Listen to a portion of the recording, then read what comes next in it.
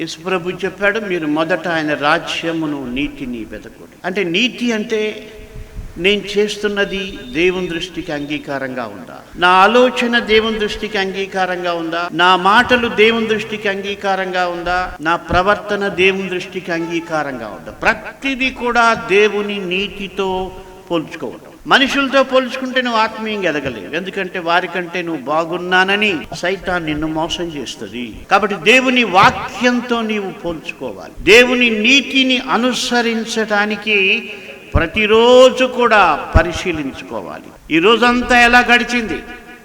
దేవుని నీతిని అనుసరించానా, నా స్వనీతిని అనుసరించానా?